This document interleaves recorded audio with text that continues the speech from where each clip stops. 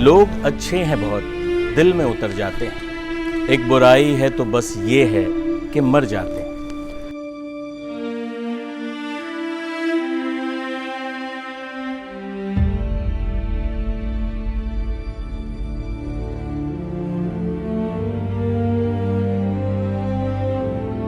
अपने समर्थकों के बीच अजीत दादा के नाम से मशहूर अजीत पवार ने सियासी तौर पर कई खेमे बदले, लेकिन उनकी मौत ने सभी खेमे पाट दिए। हर दल का नेता दिल से दुखी है क्योंकि अजीत पवार की दोस्ती सभी से थी। महाराष्ट्र की राजनीति में अजीत पवार सबसे अधिक बार उप मुख्यमंत्री, सबसे अधिक बार वित्त मंत्री रह चुके थे। उनकी राजनीतिक पारी की सबसे बड़ी उड़ान अभी बाकी थी।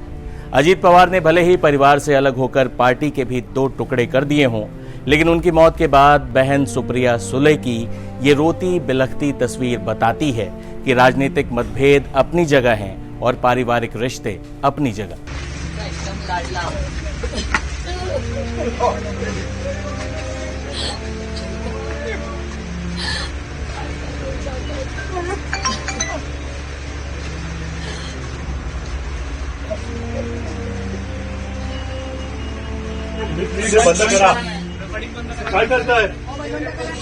दुखी तो शरद पवार भी बहुत हैं, जो न सिर्फ अजीत के चाचा थे बल्कि राजनीतिक गुरु भी। महाराष्ट्र की राजनीति के हर किरदार का अपना किस्सा था अजीत पवार के साथ। पीएम मोदी से लेकर तमाम राजनेताओं ने शोक जताया है, अपनी यादें साझा की। लेकिन इस बीच अजीत पवार की मौत, उनके प्लेन हादसे पर सवाल भी उठ रहे हैं। जांच की मांग भी हो रही है। ममता बनर्जी ने तो साजिश का शक भी जता दिया है। कुछ इस तर्ज पर, जैसा एक शायर ने कभी कहा कि जिंदगी एक सवाल है जिसका जवाब मौत है, मौत भी एक सवाल है जिसका जवाब कुछ नहीं। महाराष्ट्र के उप मुख्यमंत्री अजीत पवार की अचानक मौत से राजनीतिक हलके में शोक की लहर। यकीन कर पाना मुश्किल है कि सुबह चुनावी सभा में अपने ही गढ़ माने जाने वाले बारामती में अजीत पवार पहुंचने वाले ही थे, लेकिन लैंडिंग से ठीक पहले उनका निजी विमान क्रैश होता है और अजीत पवार समेत 5 लोगों की मौत हो जाती। हालांकि कई नेता इस हादसे की जांच की भी मांग कर रहे हैं। जिस प्लेन से ये हादसा हुआ उस पर भी सवाल उठ रहे हैं। पहले हम आपको उन नेताओं की बात सुनवाते हैं जो अजीत पवार के प्लेन क्रैश की जांच की मांग कर रहे हैं।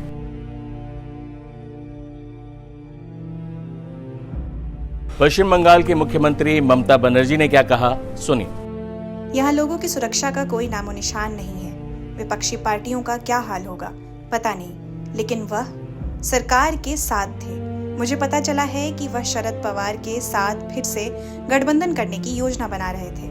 हम सुप्रीम कोर्ट की निगरानी में जांच चाहते हैं। हमें किसी भी एजेंसी पर भरोसा नहीं है। कांग्रेस नेता नितिन राउत ने भी घटना के पीछे साजिश की आशंका जताई।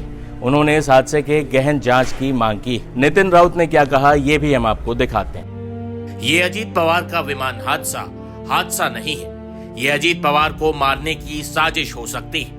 इसकी गहन जांच होनी चाहिए। मैं महाराष्ट्र के मुख्यमंत्री और गृह मंत्री देवेंद्र फडणवीस से इस मामले की साजिश के एंगल से जांच की मांग करता हूं। इसके अलावा राज ठाकरे ने भी इस घटना की जांच की मांग की है। राज ठाकरे ने कहा, राजनीति में स्पष्ट बोलने की कीमत चुकानी होती है। पता नहीं अजीत पवार को कितनी कीमत चुकानी पड़ी होगी। अजीत पवार और मेरा राजनीति में प्रवेश लगभग एक ही समय का है। हालांकि हमारा परिचय काफी बाद में हुआ, लेकिन राजनीति के प्रति अगाध प्रेम के इसी एक गुण के बल पर अजीत पवार ने महाराष्ट्र की राजनीति में बहुत बड़ी छलांग लगाई।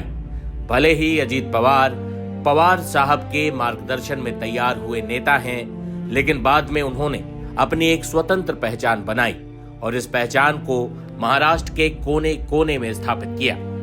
उत्तर प्रदेश के पूर्व मुख्यमंत्री अखिलेश यादव ने भी घटना की गहराई से जांच की मांग की।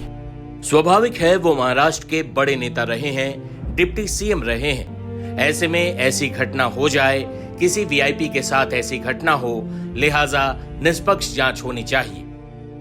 जिस निजी विमान में अजीत पवार सवार थे उस पर भी सवाल उठ रहे हैं। हाल ही में इस कंपनी का एक और विमान दुर्घटना का शिकार हुआ था। हमारे संवाददाता राकेश त्रिवेदी इस पर अधिक जानकारी दे रहे हैं। वही वीआईपी टर्मिनल है, जहां पर आज सुबह 7 साढ़े 7 बजे अजीत दादा जो है वो यहां पर आए थे और यहां पर आखिरी बार उन्हें आज मुंबई में देखा गया।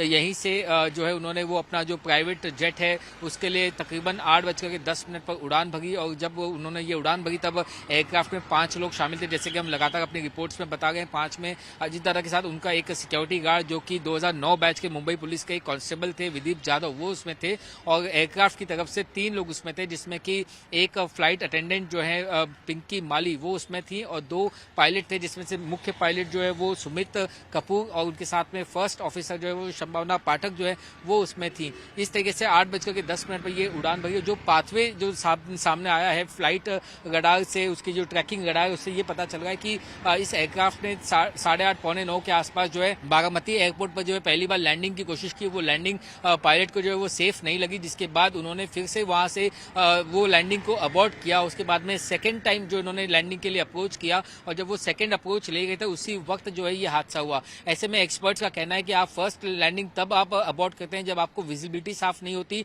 या कोई और तकनीकी दिक्कत आती है और सेकंड अप्रोच तभी किया जाता है। खासतौर से एक्सपर्ट्स का ये भी कहना है कि बारामती एयरपोर्ट जो है वो एक नॉन कमर्शियल एयरपोर्ट है, बहुत बड़ा एयरपोर्ट नहीं, तो वहां पर जो ILS सिस्टम जो होता है, जो एक रडार सिस्टम होता है, वो टेक्निक नहीं होती जिसके माध्यम से जो एयरक्राफ्ट है वो ऑटोमेटिक जो है लैंड कर सकता है किसी भी रनवे पे। उसकी जो अलाइनमेंट होती है कि वो रनवे के सीध में उड़ रहा है कि नहीं और उसके लेफ्ट राइट तो नहीं जागा। अजीत पवार ने इससे पहले कई बार जो इस विमान का इस्तेमाल किया हुआ है, लगातार वो इसी विमान का इस्तेमाल करते थे, लेकिन एक चौंकाने वाली जानकारी ये भी सामने आई है कि जिस कंपनी का वियरजेट नाम की जिस कंपनी का ये एयरक्राफ्ट था, इसी कंपनी का ऐसा ही एक एयरक्राफ्ट, इसी मेक एंड मॉडल का एयरक्राफ्ट जो है वो 2023 में अब से 2 साल पहले दुर्घटनाग्रस्त हुआ था और वो तब विवादों में रहा था। उसको लेकर के AIB ने अपनी इन्वेस्टिगेशन रिपोर्ट भी जो है वो पब्लिक डोमेन में साझा की हुई है और इसी की वजह से ये सवाल उठ खड़े होते हैं कि क्या ये एयरक्राफ्ट जो है वो कोई फॉल्टी था या नहीं था। इसके मेंटेनेंस को लेकर के अभी जो ये एक जांच का विषय है। विमान हादसों में बड़ी हस्तियों को गंवाने की दुखद लिस्ट में अब अजीत पवार का नाम भी जुड़ गया है। इस हादसे की जांच हो रही है।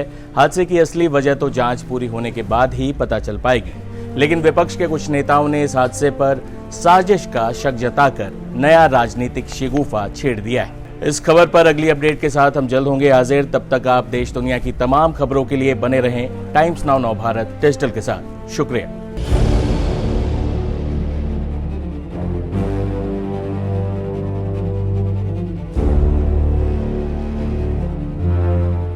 लोग अच्छे हैं बहुत, दिल में उतर जाते हैं। एक बुराई है तो बस ये है कि मर जाते हैं।